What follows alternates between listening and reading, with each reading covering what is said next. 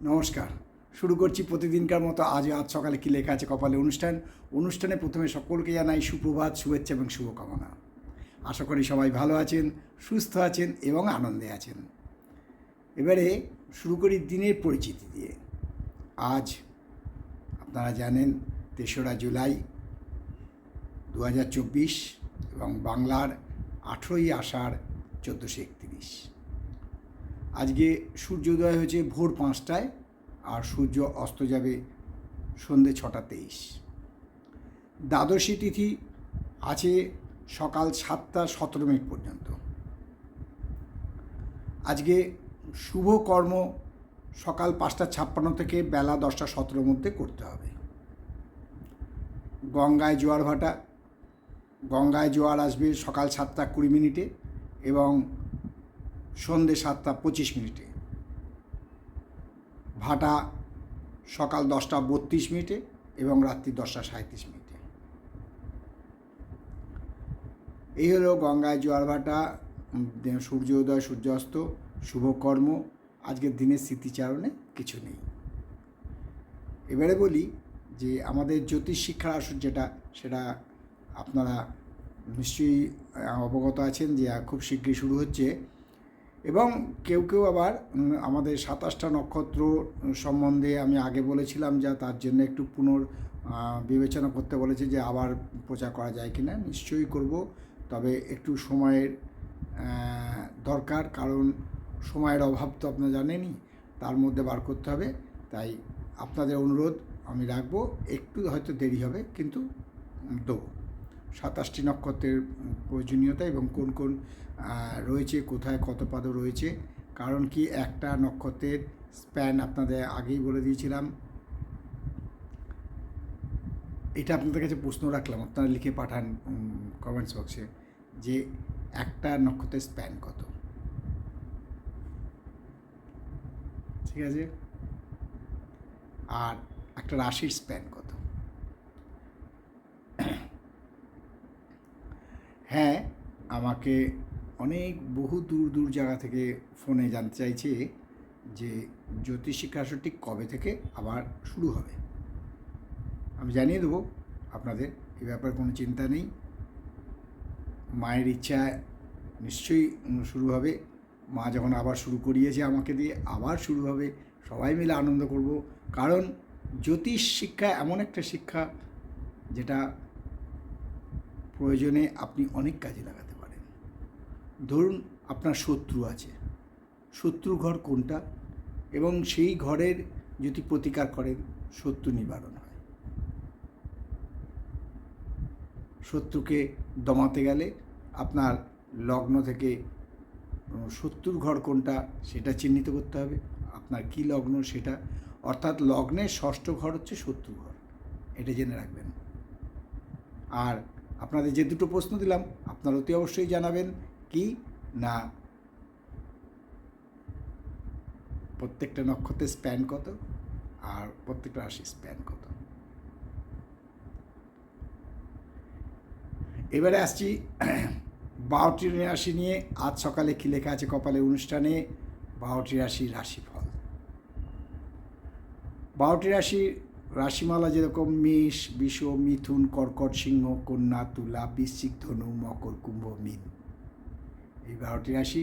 তাই 12টি রাশির প্রথম রাশি আমি একটু ব্যাখ্যা সহকারে বলি যে প্রথম রাশি মেষ এবং কালচক্রের মস্তক। মেষ আজকে মেষ রাশির জাতকরা আজকে খুব ব্যস্ত থাকবেন, কারণ আজ প্রচুর কাজের চাপ থাকবে। এবারে আসি বৃষ রাশির জাতকের থেকে আজকে কিন্তু শিক্ষায় বাধা পড়তে পারে, বিঘ্ন ঘটতে পারে। তাই শিক্ষার ব্যাপারে একটু মনোযোগ হবেন। আর মিথুন রাশির জাতকদের বলবো আজকে মন খুব আনন্দে থাকবে, চিত্ত প্রসন্ন থাকবে, অর্থাৎ উৎফুল্ল থাকবে। আজকের দিনটা শুভ। এইবারে শুরু করব কর্কট, সিংহ, কন্যা। কর্কট আজকে কিন্তু মামলা মকদ্দমা কিছু জড়িয়ে পড়তে পারেন, তাতে ব্যয় হতে পারে। তাই একটু সাবধানে থাকবেন। আর সিংহ রাশির আজকে না অকারণে জটিলতা বৃদ্ধি পেতে পারে, তাই আপনারও অর্থাৎ যারা সিংহ রাশি জাতকেরা তারা একটু সাবধানে থাকবেন। আর কন্যা রাশি জাতকের আজকে ভালো দিন, পৈতৃক সম্পত্তি পেতে পারেন, অর্থাৎ অনেক দিন ধরে যে সম্পত্তির নিয়ে খুব চিন্তা ভাবনা করছিলেন তা পেতে পারেন। রাশির জাতকদের বলবো কলানুশীল হবেন এবং আজকে ভালোই দিন। বৃশ্চিক রাশি জাতকদের আজকে গঞ্জনাভোগ বা লোকের কাছ থেকে কথা শুনতে পারেন, একটু সাবধান, মাথা ঠান্ডা করে থাকবেন। আর ধনুরাশির জাতকদের বলবো যে আজ কোনো আনন্দ সংবাদ পেতে পারেন। ধনুরাশির জাতকদের আজকে দিন শুভ। মকর রাশি, কুম্ভ রাশি আর মীন রাশি। মকর রাশি জাতকদের আজকে শুভ, আনন্দ পেতে পারেন, কোনো খবর আপনাকে উল্লসিত করতে পারে। কুম্ভ রাশির জাতকদের আজকে একটু ভাবনা চিন্তা করে চলা উচিত, বিলাসিতা একটু কমানো উচিত। মীন রাশির জাতকদের বলবো যারা রাজনীতির সাথে যুক্ত আছেন তারা খুব সাবধান, আজকে রাজনৈতিক বিবাদ হতে পারে লোকের সাথে বা রাজনৈতিক কর্মীদের সাথে, সেই ব্যাপারে একটু সাবধানতা অবলম্বন করবেন, তাই দিনটা মোটামুটি ভালোই যাবে। এই হলো আজ সকালে কী লেখা আছে কপালে 12টি রাশি নিয়ে আপনাদের সামনে আমি উপস্থিত করলাম। এবারে আপনাদেরকে বলি যে আপনারা এখনও যারা সাবস্ক্রাইব করেননি, শেয়ার করেননি, লাইক করেননি বা আমার জ্যোতিষশিক্ষা আসরে যোগদান দিতে চান তারা অতি অবশ্যই সাবস্ক্রাইব করুন এবং সাবস্ক্রাইব করে আমাদের সেই পুরনো কথা যে আমরা যে জ্যোতিষশিক্ষা আসরে জ্যোতিষশাস্ত্র সম্বন্ধে শিক্ষা দিচ্ছি তার একটা প্রশ্নমালা দেবো। প্রশ্নমালায় আপনারা যারা প্রথম স্থান পাবেন তাকে আমরা পুরস্কার এবং প্রশংসাপত্র তার বাড়িতেই পাঠিয়ে দেওয়া হবে। তাই আবারও বলি যে জ্যোতিষ শিক্ষা এমন একটা শিক্ষা যেটা আপনার পক্ষে বিশাল উপকারী। শিক্ষার কোনো শেষ নেই, সব রকম শিক্ষাই ভালো শিক্ষা।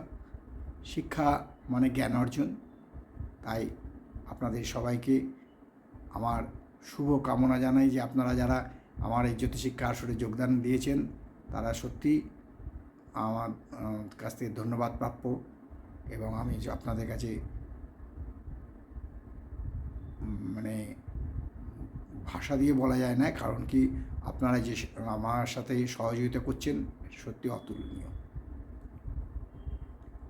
তাই শেষ করার আগে বলি যে জ্যোতিষশিক্ষা আসরে যোগদান দিন, সাবস্ক্রাইব করুন। মা দশমহাবিদ্যার কৃপায়, দেবাদিদেব মহাদেবের কৃপায় এবং শঙ্খচক্র গদাবদ্ধধারী নারায়ণের কৃপায় আপনাদের সবার দিন ভালো যাক, আনন্দে যাক, সুখে থাকুন, আনন্দে থাকুন, এই কামনা করে আজকে অনুষ্ঠান শেষ করলাম। আবার আগামীকাল প্রাতে দেখা হবে। ততক্ষণ ভালো থাকুন, সুস্থ থাকুন, আনন্দে থাকুন, এই কামনা করি।